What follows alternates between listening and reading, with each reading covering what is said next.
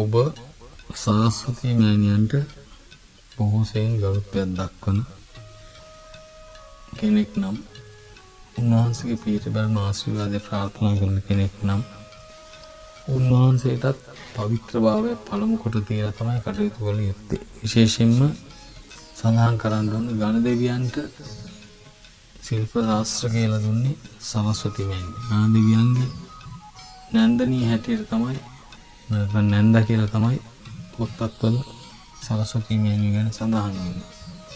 ඉතින් මේ සරස්වතී මෑණිය දැීමේදී විශේෂයෙන්ම මේ මන්ත්‍ර ආදී කටයුතු කරන අය ඒ වගේම දේවස්ථානවල නොයෙකුත් එන්නේ සරස්වතී මෑණියන්ට මූලිකත්වය දීලා බොහෝ මන්ත්‍ර ශාස්ත්‍රයේදී උන්වහන්සේට මූලිකත්වය දීලා කටයුතු කරනවා.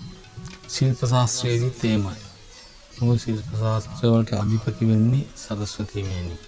උන්වහන්සේට මේ ආකාරයෙන් වන්ද නමස්කාර කිරීම වඩා සුදුසුයි. නමෝ ආගෝර සරස්වතී සරණ රංජනී සර්වබලිනාථ නමෝ සුසී රාජන් ප්‍රතිය සම්පතං ආකාශකේන විසත්තං තම්පිසාරින් සබ්බලාභං උපින්තුනි. මේ නමස්කාරය බොහොම සරලව Tamanට ඉගෙන කියන්න පුළුවන් නමස්කාරය.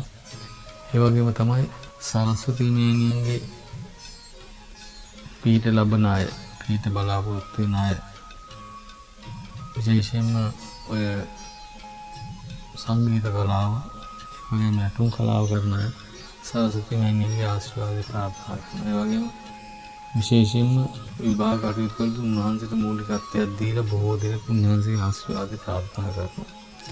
බ්‍රහ්මාධිපතිනිය වන්නා වූ උන්වහන්සේගේ ආශිර්වාදය ප්‍රාර්ථනා කරන සියලු දෙනාට මම මේ ආකාරයෙන් යම් දෙයක් සඳහන් කරන්න කැමතියි. සරස්වතී මෑණියන්ට පහන් තියෙන වෙලාව සඳහන් කරනවා 12:36 අතර කාල සීමාව තමයි සරස්වතී මෑණියන්ගේ පහන් තබන වෙලාව හැටියට අපිට සඳහන් කරන්න පුළුවන්. ඒ වෙලාවල වලට පහන් තැබීමෙන් උන්වහන්සේගේ විශේෂ වරක් ප්‍රසාදයක් ලබා ගන්න පුළුවන්. ඒ වගේම සරස්වතී මෑණියන්ට සුදු මල් මාලයක් දානවා නම් ඒක උන්වහන්සේ වඩාත් ප්‍රිය කරන දෙයක්. ඒ වගේම උන්වහන්සේටත් විරදමිතෙන් පූජාවක් අනිත් දෙවියන්ට වගේම තියන්න පුළුවන්. සෑම දෙවියෙකුට මේ විරදමිතෙන් පූජාව තියන්න පුළුවන්. ඒක රාජ භෝජනයක් හැටියට විශේෂ ගෞරවයක් තියෙන ගෞරවනීය පූජාවක්. ඒ වගේම තමයි විශේෂයෙන්ම සඳහන් කරන්න ඕනේ සරස්වතී මෑණියන් අදහන අය විශේෂයෙන්ම පවිත්‍ර භාවය ගැන සැලකිලිමත් වෙන්න ඕනේ. ඒ වගේම තමයි සරස්වතී මෑණියන් අදහන අයට මම සඳහන් කරන උන්වහන්සේ අදහනකොට තමන් විශේෂයෙන්ම පිළි වර්ග වලින් ඒ වගේම අපවිත්‍ර දේවල් වලින් වැළකීලා උන්වහන්සේ ඇදහිීමේ උන්වහන්සේගේ පිහිට ආශිර්වාදය නිරන්තරව නාගා කරගන්න අවස්ථාව තමන්ට ලැබෙනවා.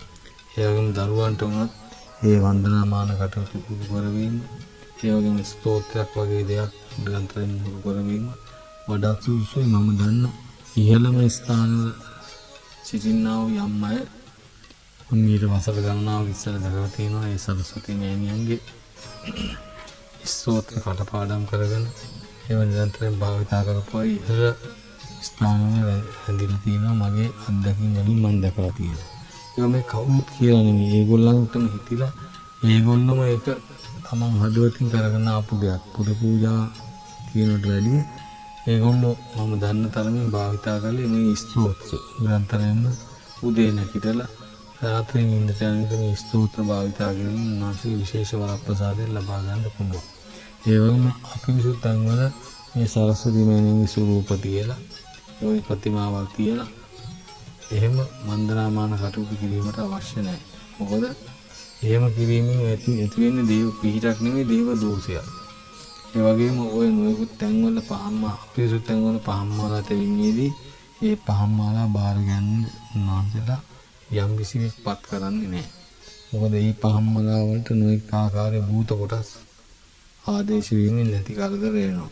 ඒක නිසා තමන්ට පවිත්‍ර උන්වහන්සේ ගැන භක්තියකින් වන්දනාමාන කරන අයට මම කියන්නේ අනුකූලක් දාලා මල් ටිකක් තියලා පැන් එකක් තියලා වන්දනාමාන කිරීමම සෑහෙනවා. මේ පහන් මාලා තැබීම කරනවට වැඩිය. මොකද මේ පහන් මාලා පවිත්‍ර කරන්නේ නැත්නම් ඒවට මොකද භූත කොටස් ආදේශ වීමෙන් Tamanට නැති යගුණයක් ඇති වෙනවා. ඒක නිසා දරුවන්ට උනත් මේ වන්දනාමානි පුරුදු කරන්න, ඒ ස්තෝත්‍රය කටපාඩම් කරවන්න, ඒ වගේම පැන් ටිකක් මල් ටිකක් තියන්න, අනුපූරක් ගන්න පුරුදු කරන්න, පහන් මාලා තැබීම සිදු කරන්න එපා. බොහෝ අවස්ථාවල දරුවෝ පිළිවෙල ගාවට ගන්නවා. සරස්වති චූර්ණයක් පවා එනකොට දිය යුත්තේ සරස්වති දෙවියන්ගෙන් මුල් කරන කටයුතු වල විශේෂයෙන්ම මේ පිළි වර්ග වලින් ආරක්ෂා වෙන කටයුතු කරන්න ඕන. මොකද මේ පිළි වර්ග වලට උන්වහන්සේ කොහෙත්ම කැමති නැහැ. ඉතින් නිරන්තරයෙන් දරුවන්ට හැදෙන දරුවන්ට පිළි වර්ග දෙන්න සිද්ධ වෙන නිසා විශේෂයෙන් ඉල්ලීමක් කරනවා මේ දරුවන්ට පිළි වර්ග දෙනවා නම් ඔය පහන් මාලා තැබීමේම ඒ දරුවන් අතින් කරන්න එපා. පහන් මාක් තිබ්බේ නැහැ කියලා දෙවියන් ඒ දරුවෝ කමනාප වෙන්නේ නැහැ. වන්දනාමානි ඒ වගේම උන්වහන්සේ භක්තියෙන් යුක්ත වැදහිම තමයි බොහෝ සෙයින් වැදගත් වෙන්නේ. මේ භක්තිමත්ව කටයුතු කරන්න කුඩා කල පටන් දරුවන්ට උරු කරවන්න අනවශ්‍ය විදියට පහන් මාලා තියලා නැති දේව දොස් ඒ වගේම නැති දෝෂ නැති භූත දෝෂ ස්ථාන වලටවත් දරුවන්ටවත් වද්ද නොගෙන ආකාරයට කටයුතු කරන හැටියට මම ඉතා කාරුණිකව බොහෝ බැතිමතුන්ගෙන් ඉල්ලා සිටිනවා. මා සමග රැඳෙන අය නිරන්තරයෙන් මගෙන් විමසනවා මේ කාර්යය මේ ආකාරයෙන් කළ සුදුසුද කියලා. ඒ අයට මම කියලා දීලා තියෙනවා කලියුතු ආකාරය. ඉතින් යම් දෙයක් තියෙනවා නම් ඔබට මගෙන් දැනගන්න පුළුවන් මේ ආකාරයෙන්ද කටයුතු කරන්න කියලා. එතකොට මා උගද්දී මම ඔබට නොකියලාම කියා දෙනවා. මම කියන්නේ දේව දෝෂ වද්ද ගන්න නැතුව දේව පිහිට ලබා ගන්න කියලා. බොහෝ දෙනෙක් දේව පිහිට ලබා ගන්න කියලා දේව දෝෂ වද්ද ගැනීම තමයි කරන්නේ. ඒ නිසා ඒක කරනවට වැඩිය හොඳයි ඒ දෙවියන් අදහන්න නැතුව ඉන්න එක. මොකද Tamanට කරදරයක් වෙන්න නෙමෙයි දෙවි කෙනෙක් අදහන්නේ, Tamanට පිහිටක් ගන්න. ඒක නිසා මේ පිහිට ගන්න පුළුවන් ආකාරයකට කතා කිරීම තමයි වඩාම බුද්ධි ගෝචර වෙන්නේ. සරස්වති මෑණියන් පිළිබඳව ඔන්න මම සඳහන් කළා පහන් තියෙන වෙලාවක් කිව්වා. මේ ආකාරයට පහන් තෙම වඩා සුදුසුයි.